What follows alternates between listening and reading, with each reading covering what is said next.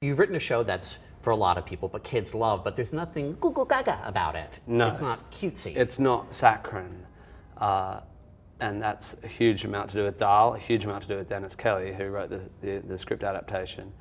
And then my sensibilities also are not saccharine. I mean, the weird thing, yeah, I mean, the Royal Shakespeare Company commissioned to write this piece, Dennis, who had written dark, really gritty, violent, political and sociological plays, like really murder and racism and, you know, those addressing the sort of dark side of human nature, and he still writes like that. And a composer who was known at that time, I was known for quite vicious, satirical songs with very adult language and stuff.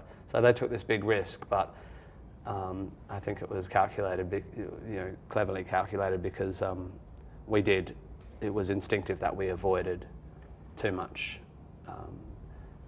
sugar. You haven't had to censor yourself when you've written songs before.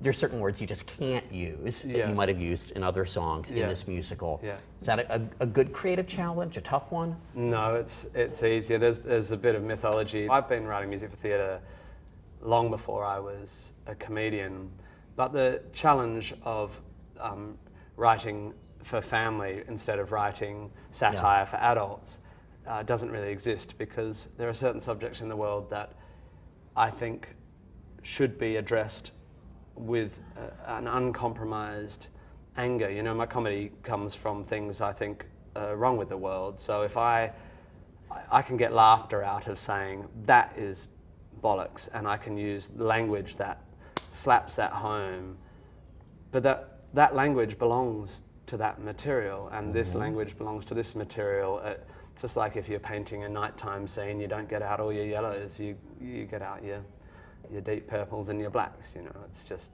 it's sort of obvious that the palette is different, I guess. Right, but a lot of the themes are the same, probably, right? Well, that's the weird thing. Even though I'm writing a family musical, all the things I write about in my comedy about challenging anti-intellectualism and challenging the idea that loud opinions are the best opinions, and challenging bigotry and all those things I'm obsessed with, and science and you know, looking at the world through a sort of cosmic perspective rather than like, oh, I'm battling for my bit of turf.